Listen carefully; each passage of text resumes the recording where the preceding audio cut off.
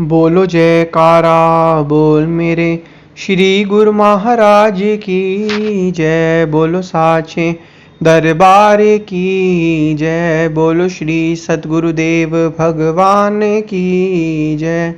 सौभाग्यशाली गुरुमुख सज्जन मंडली, इसी प्रकार अपने मन एवं चित्त की समस्त वृत्तियों को एकाग्र रखते हुए अपना ध्यान सम्मुख विराजमान श्री श्री 108 श्री सद्गुरुदेव दाता दयाल जी महाराज जी की ओर लगाते हुए और अपनी मुख रचना को पवित्र करने हेतु एक बार ऊंची और मीठे स्वर में बोलिए जयकारा बोल मेरे श्री गुरु महाराज की जय। बोलो साचे दरबार की जय। बोलो श्री सतगुरुदेव भगवान की जय। गुरुमुखों,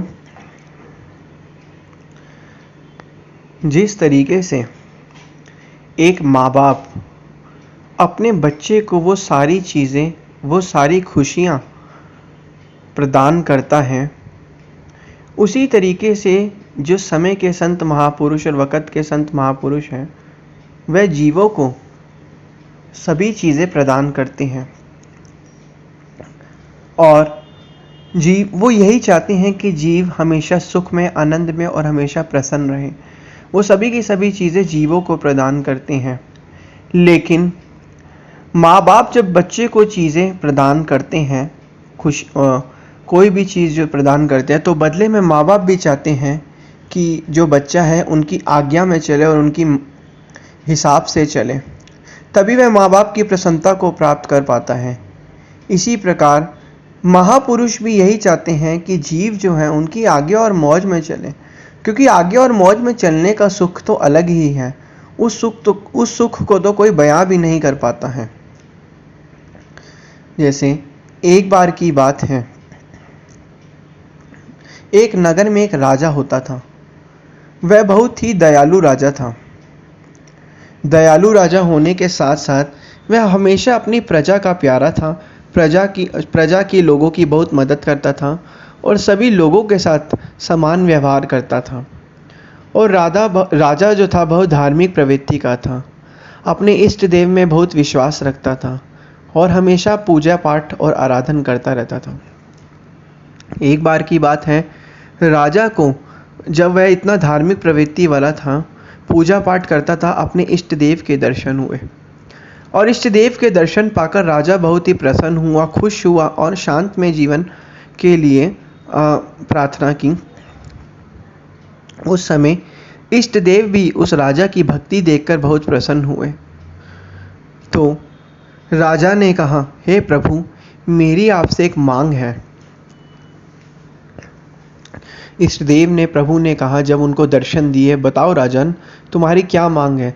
उसने कहा, राजा ने, कि जिस तरीके से आपने मुझे दर्शन दिए हैं, ऐसे मैं भी चाहता हूँ कि आप मेरे राज्य की सारी प्रजा को भी दर्शन दें। मेरी यही जो है मनोकामना है। भगवान ने कहा, राजन, हम तुम्हें तो दर्शन दे सकते हैं, लेकिन हम तुम्हारी प्रजा को दर्शन नहीं दे पाएंगे। राजन ने कहा, नहीं प्रभु, मुझे आप प्रजा को भी दर्शन दीजिए। राजा जो था अपनी जिद पर आ गया कि प्रभु, प्रजा को भी दर्शन दीजिए। तो भगवान ने इतनी उसकी मनोकामना सुनकर, अब कहते हैं ना कि भगवान अपने भगत की कभी बात को टाल नहीं सकते। भगवान तो भाव के भूखे होते हैं। वह हमेशा अपने भगत की बात को स्वीकार करते ही करते हैं। तो भगवान ने कहा, चलो ठीक है, हम तुम्हारी प्रजा को दर्शन देंगे। कल जो है, कल शाम को अपनी पूरी प्रजा को लेकर महल के पीछे की साइड जो पहाड़ी है वहाँ पर आ जाओ।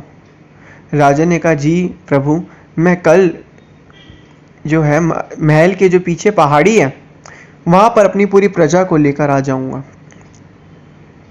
तो ऐसे में कल का दिन आया। राजा ने मंत्रियों को बुलाया, प्रजा को इकट्ठा किया, नगर में ढिंडोरा पिटवा दिया कि अगर तुम्हें भगवान के दर्शन करने हैं तो हमारे साथ चलो, आज भगवान पहाड़ी के वहाँ पर दर्शन देंगे। तो सभी प्रजा और सभी लोग जो थे राज्य के एकत्रित होकर राजा के साथ झुंड बनाकर वहाँ पर चलने लगे। पहाड़ी के रास्ते पर वह चलते गए। रास्ते में उनको एक तांबे के सिक्कों का ढेर दिखा। तांबे के सिक्के को ढेर को देखकर जो प्रजा थी उसमें से कुछ लोग तो ललायित हो गए। लालच में आकर उन्होंने तांबे के ढेर के सिक्के को इकट्ठा किया और मन में सोचा कि भगवान के दर्शन तो बाद में कर लेंगे, पहले तांबे के सिक्के तो इकट्ठे कर लें। उनमें से प्रजा के कुछ लोगों ने तांबे के सिक्के जो थे इकट्ठे कर लिए और अपने घर की तरफ जो थे लौट गए।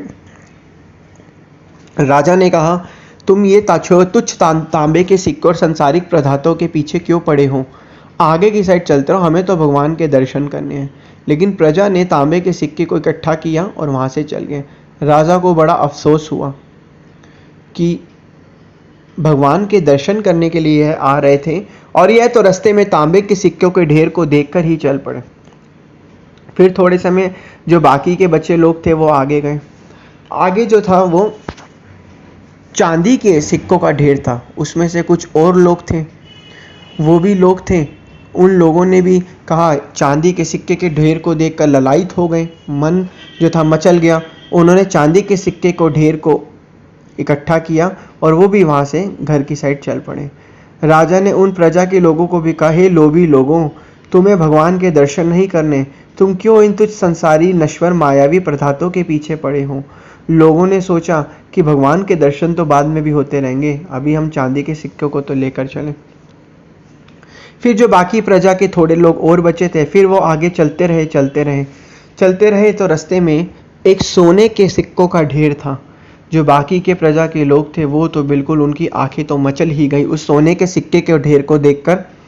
और उन्होंने सोचा मन के अंदर कि भगवान के दर्शन तो बाद में होते रहेंगे, सोने के सिक्के को ढेर को इकट्ठा करो और घर की साइड चलो।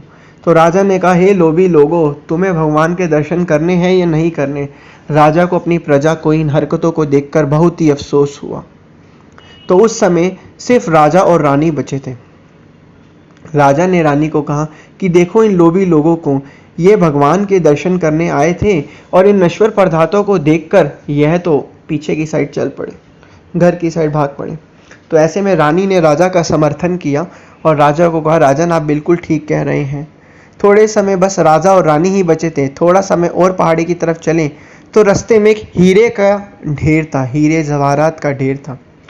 रानी ने अपने आप पर बड़ा ही कंट्रोल किया, लेकिन रानी भी अंत समय में उस हीरे को देखकर ललायित हो गई और ललायित होकर जो है उस हीरे के ढेर के पास गई और वहाँ से क्या कहते हैं, हीरे को इकट्ठा किया। इतना लालच और लोभियापन इतना मन में था कि हीरे को देखकर जो था अपने कपड़ों के अंदर भी बांध लिया और हर जगह उस हीरे को इकट्ठा कर लिया।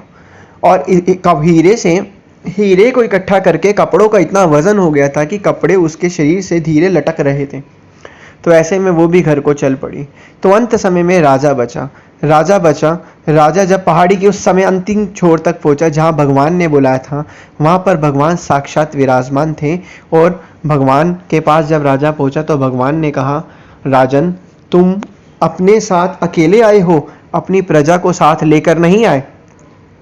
तो राजन ने क्षमा मांगी और क्षमा याचना करी और बहुत ही शर्मिंदगी के साथ भगवान से माफ़ी मांगी। हे प्रभु, मुझे माफ़ कर दीजिए, आपने बिल्कुल सही कहा था कि।